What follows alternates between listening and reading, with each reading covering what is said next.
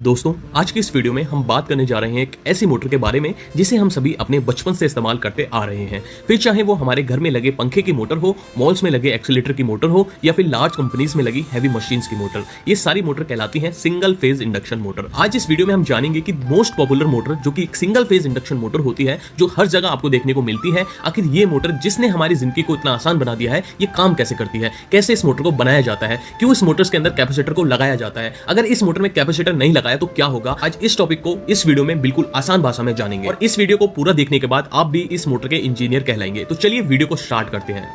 दोस्तों, भारत के अंदर दो तरह की बिजली इस्तेमाल की जाती है। एक होती है सिंगल फेज की सप्लाई जिसे हमारे घरों में भेजा जाता है, एक होती है थ्री फेज की सप्लाई जो कि मशीन्स को चलाने के लिए, लार्ज लोड को चलाने के लिए कंपनीज के अंदर भेजी जाती है। तो थ्री फेज की सप्लाई तो कंपनी में डिस्ट्रीब्यूट की जाती है, लेकिन जो सिंगल फेज की सप्लाई है, अगर आप इंडिया में है तो हम सभी के घरों में डोमेस्टिक पर्पज के लिए एक सिंगल फेज की सप्लाई भेजी जाती है। अब जो सिंगल फेज की सप्लाई है, इस सप्लाई पर जो भी मोटर चलाई जाती है वो कहलाती है सिंगल फेज इंडक्शन मोटर। अब जो भी आपके घर के अंदर मोटर्स लगी है, चाहे वो पंखा हो, मिक्सी हो या आपकी वॉशिंग मशीन हो, जो भी मोटर हो, ये सारी सिंगल फेज पर चलती है, इसलिए इन्हें सिंगल फेज मोटर कहा जाता है। अब दुनिया की कोई भी मोटर हो, उसके दो मेन पार्ट होते हैं, एक होता है उसका स्टेटर, एक होता है उसका रोटर। स्टेटर वो पार्ट होता है जो कि मूव नहीं करता, जो कि रोटेशन में नहीं आता, जो घूमता नहीं है, जो स्थिर रहता है, तो स्टेशनरी पार्ट कहलाता है हमारा स्टेटर। और एक होता है रोटर जो कि घूमता है, जिसकी वजह से मोटर रनिंग कंडीशन में आती है, उसे कहते हैं हम रोटर।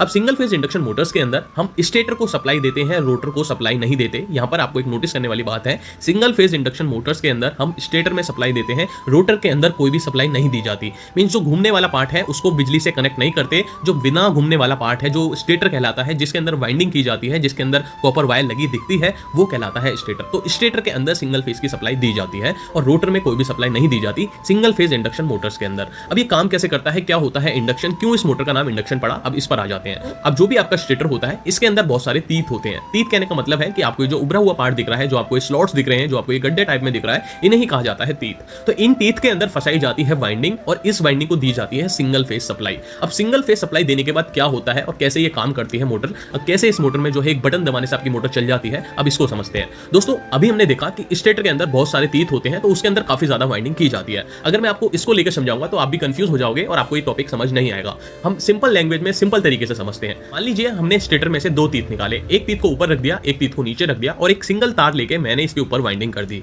अब ये जो वाइंडिंग हो गई है, ये हमारी कहलाएगी स्टेटर वाइंडिंग, जिसमें हम जो है अपनी सिंगल फेज की सप्लाई देंगे 220 वोल्ट।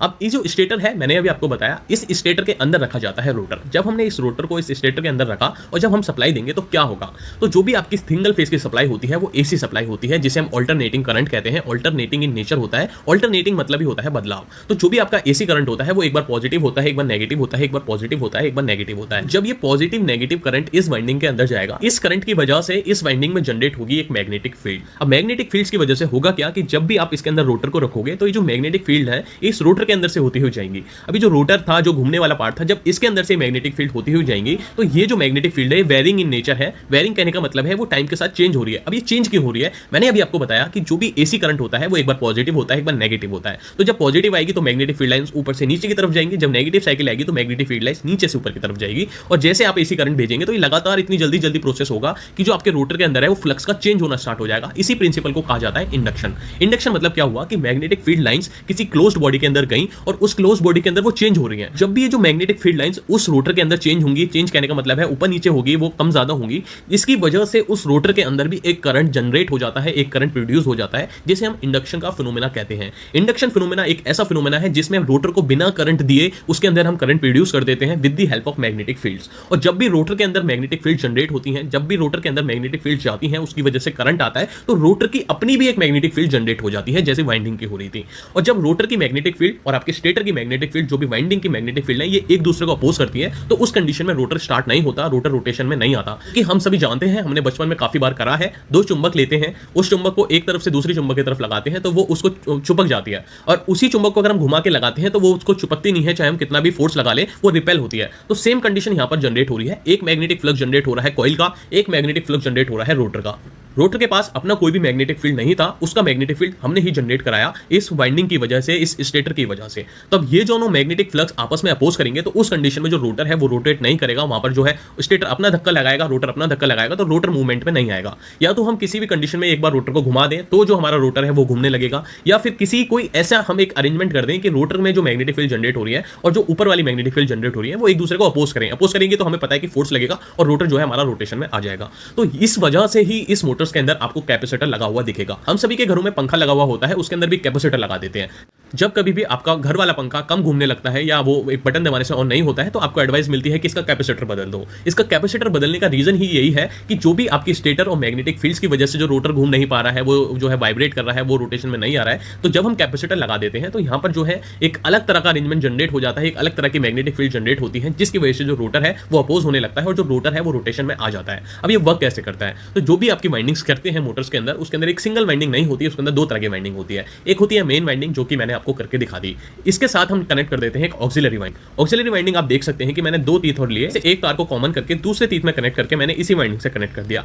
अब यहाँ पर हम देख सकते हैं कि ऑल्टरनेटिंग करंट की वजह से जो भी मैग्नेटिक फील्ड यहाँ पर जनरेट होगी वो रोटेटिंग इन नेचर हो जाएगी। रोटेटिंग इन नेचर कहने का मतलब है ऊपर साउथ बनेगा, नीचे नॉर्थ बनेगा, तो साइड में भी साउथ बनने लगेगा और इस साइड में नॉर्थ बनने लगेगा, जिसकी वजह से हम कह सकते हैं कि यहाँ पर एक रोटेटरी मैग्नेटिक फील्ड जनरेट हो जाएगी। अब यहाँ पर जब हम अपने रोटर को रखेंगे तो रोटर के ऊपर एक अपने आप ऑटो जो है एक धक्का जो है उसके ऊपर लगने लगेगा और वो जो मोटर है आपकी सेल्फ स्टार्ट हो जाएगी। तो इसलिए हम अपनी मोटर को सेल्फ स्टार्ट बनाने के लिए एक बटन पर आपकी मोटर चालू हो जाए, उसको धक्का ना देना पड़े, उसको डंडे से ना हिलाना पड़े, आपके पंखे को मूवमेंट में ना लाना पड़े, वो अपने आप ही एक बटन से चल जाए। इस वजह से हम इस मोटर्स के अंदर दो तरह की वाइंडिंग करते हैं, मेन वाइंडिंग, ऑक्सिलरी वाइंडिंग। और इन वाइंडिंग को करने के साथ हमें कनेक्ट करना होता है कैपेसिटर, ताकि जो मैग्नेटिक फील्ड है वो रोटेटरी इन नेचर हो, वो स्टेटरी इन नेचर ना हो, वो रोटेटरी इन नेचर हो, जिसकी वजह से जो मोटर है उसके जो रोटर है उसके ऊपर अपने आप ही एक धक्का लगे, जिससे जो मोटर है वो आपकी घूमने लगे। तो ये जो था एक बेसिक कॉन्सेप्ट था आपकी सिंगल फेज इंडक्शन मोटर का। सो आई होप दोस्तों आपको जो वीडियो है काफी ज्यादा नॉलेजेबल लगी होगी। आप ये समझ गए होंगे कि घर में जो पंखे में मोटर लगी है वो उसमें कैपेसिटर क्यों लगाया गया है, क्यों हमारी मोटर सिंगल फेज पर वर्क करती है, क्यों इन्हें इंडक्शन मोटर कहा जाता है। वीडियो आपको कैसी लगी मुझे अपना फीडबैक जरूर प्रोवाइड कराएं। मैं आपके लिए ऐसी नॉलेजेबल वीडियो इस चैनल पर लाता रहूंगा। मिलते हैं नेक्स्ट वीडियो में।